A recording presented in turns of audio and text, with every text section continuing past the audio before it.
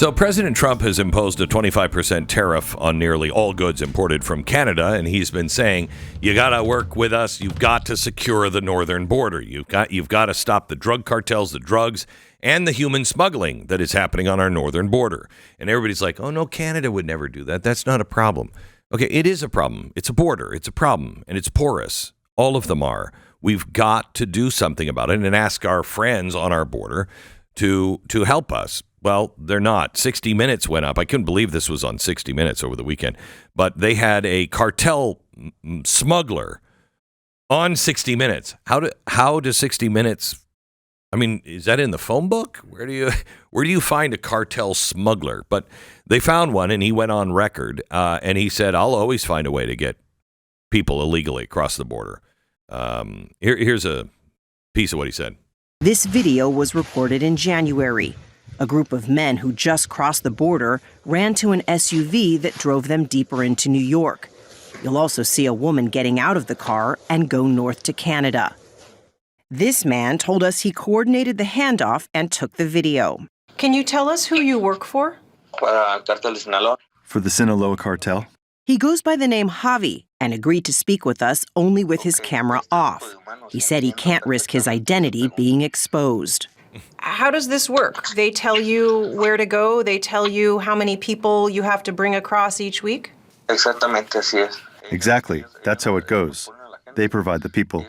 They have more people who are behind all this, looking for customers, finding them, and summoning them to certain locations. We found Javi through his online ads, which he says TikTok recently took down. Wow. Here he is talking about smuggling babies and fentanyl across the border. What's the youngest child you've ever crossed? 3 meses. 3 months. 3 meses. Yes, babies. What happens if one of the migrants you're working with doesn't pay? They cannot go. They're held hostage until they pay up. Until what? Until they pay. Do you work only with humans, or do you move drugs also? Todo. Everything. How much fentanyl do you move across that border? Lately, it's been quiet, but for a while there, we were bringing in 30 kilos per month. Wow. The drugs come from China? From China. The China. I get more into the U.S., but also it goes from the U.S. to Canada, and weapons. Interesting, isn't it? So that's what we're dealing with. A lot of people don't know that I'm a painter, and I gave up painting because of demoralizing pain in my hands. I was losing hope. If pain keeps you from really living, I urge you to do what I did. Try Relief Factor. Relief Factor is a 100% drug-free supplement developed by doctors. It's safe to take every day, and it has helped me and so many others. You can try their 3-week quick start right now, $19.95 at relieffactor.com.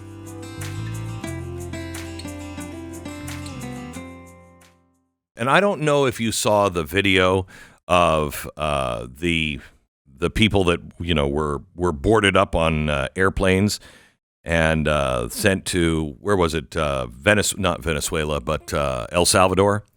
Did you see that? Trump posted this amazing video. Guys didn't see this? Oh, we got to look it up and play it. It's this amazing video of the plane arriving in El Salvador and them getting on the plane, getting off the plane, and then, ankle and bracelets on their wrists, walking hunched down into this new prison. And I got to tell you, that video itself, if I were thinking about coming here, I would immediately go, I'm not going there. If that's what happens to you, I am not going there. It sent such a strong, strong message.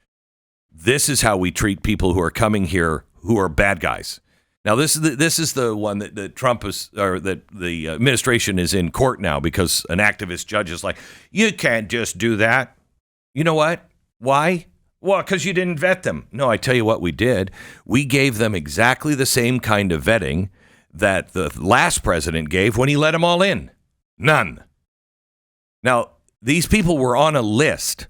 Okay, doesn't mean that we're all gang members, but you're here illegally.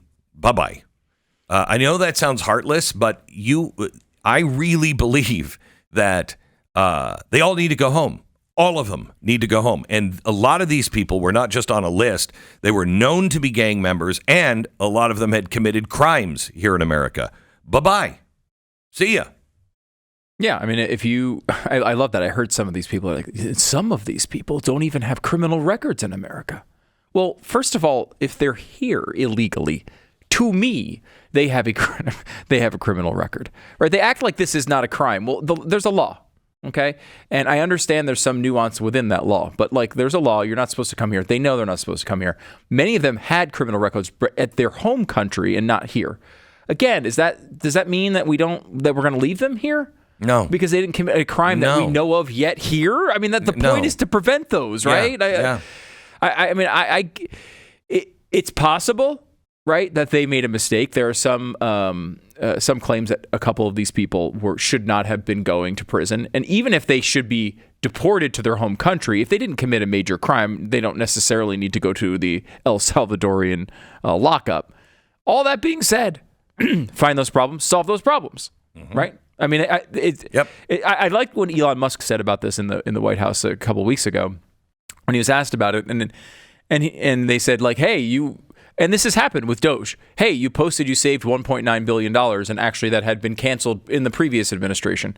And he said, yeah, we're not going to get everything right. Like when we notice one of those things, we're going to fix it, and we'll get it fixed right away. Like that is actually a normal human way of dealing with an issue like that. And I think it's so weird in Washington to hear it, but like that's okay. Now, if you happen to be the person who was sent to this prison, you're not going to like it very much.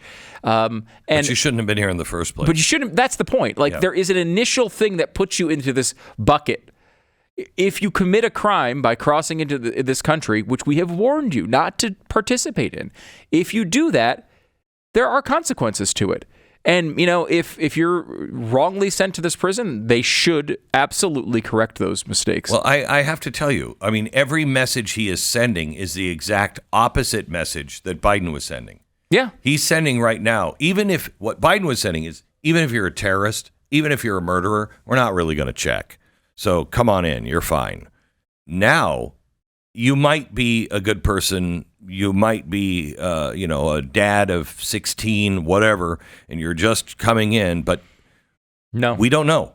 Yeah, but no, we don't know. So don't come. Leave right now. Leave on your own. He is begging people to self-deport. And when you see the video, I got to play it for you. It is amazing. When you see this video, it is. I watched it. I was like, oh, we have it? Yeah, go ahead and play this. Watch this. Shows the airplane.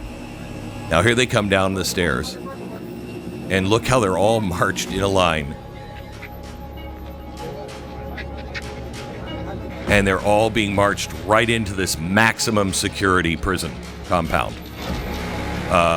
And no thank you. Doesn't look great. Does not look great. Look at that. No thank you. And this is Bukele who actually tweeted this to the president of El Salvador. Yeah. I mean, you are not... Shaving heads here. Yeah. If you are thinking about coming to the country or you're here illegally, would you not be packing up everything right now and going, yeah, I'm not going to... Why mess with it, right? It's the messaging. As much as we've always been very, very difficult or tough on illegal immigrants, it's true. There's always been a part of me that does acknowledge the fact that we treat and have for decades treated illegal immigration kind of like it's a speeding ticket, right? Correct. You shouldn't do it. Correct. But we're not really going to do much about it. Correct. And if I were in a situation like some horrible country that everything was overrun, we were all poor. Would I risk a speeding ticket? Maybe. Me too. This is going to surprise people. Occasionally, I drift a couple of miles an hour over that speed limit here in the United States. That's off the record for anyone listening. But occasionally that happens, and I do it for almost no gain. I do it because I want to get home 13 seconds faster. If your entire family was... You got all that recorded, right? Okay, go ahead. Was devastated. Yeah. You and the United States government was constantly sending you the signal. Sure, it's kind of like breaking the rules, but don't worry about it. We got sanctuary cities here for you. The president was in a debate. He just won, Joe Biden, and he told you, what should we do with illegal immigrants? We should welcome them. That's the real policy. Like it almost takes away a good chunk of the responsibility of the illegal immigrant. As bad, that's how bad our policy has been. The policy is different now. The policy has been communicated quite clearly to anyone who would consider coming here. Yeah. Or is here illegally. Yeah. Get out. Get out. Get out. And he's doing all of this to not have to round people up. Mm-hmm. He's starting with the worst of the worst and showing the examples of what is happening to them to say to you, please make the right decision. Leave on your own. We don't want to round you and your family up. We don't want you to go through this. You have an opportunity. In fact, if you let us know, we're going to give you a special pass that means you could come back to the country and apply for citizenship. Not ahead of the line, but you can. If we catch you here and you haven't self-deported and you're totally a law-abiding citizen, you're never coming back. You're on a list. You're never allowed to come back. Mm-hmm. Okay? He's sending these messages and telling people, I think with compassion, hey, we might come for you one day. You really should leave now. We don't want to make this an ugly thing. You came in the wrong way. Sure, we encouraged it, whatever, but not anymore. And this has to be done or we turn into Europe. Why is no one looking at what's happening to Europe and concerned? I was talking to a friend last night, kind of in the circle of the no, and he said, I think the world is preparing for a three-front war. And I was like, wait, that doesn't sound good. He said, look at the actions. Look at what's happening around the world right now. He said, it could go horribly wrong with Europe, and it appears that there are players on all sides that want to have a war in Europe. You can make your own decisions on if that's true and why, but also in the Middle East, everybody is preparing for war and preparing for a possible war with Iran, and then China is preparing for war. And if there is a huge war in the Middle East, and we're brought into it, and a war in Europe, and we're brought into it, you don't think the third leg would stand up and take Taiwan? They'd take it in a heartbeat, because we would not be able to fight a 3-theater war. We just are not prepared for it. And, the one in Europe, if we're fighting in Europe, we're approaching a place to where that could be a 100-year war, because that'll all be about ideology. And we're not talking the Russians. We're talking about the Islamic State. They're all these Islamists have been brought in, and then they change, and then they have no-go zones, and then they set up Sharia courts. Do you think that's going to stop at some time? France, Germany, Holland, Sweden? Do you really think all of a sudden they're going to go, but that's enough. We're not going to go past this. We're going to have our Sharia courts, but we respect you Lutherans over here. Of course not. Of course not. They have to take care of their own countries and the population that has been moving in that is destroying their countries and making them an enemy of the freedoms of mankind. I don't want to deal with it. They need to. But we're in the same boat. We must protect the homeland.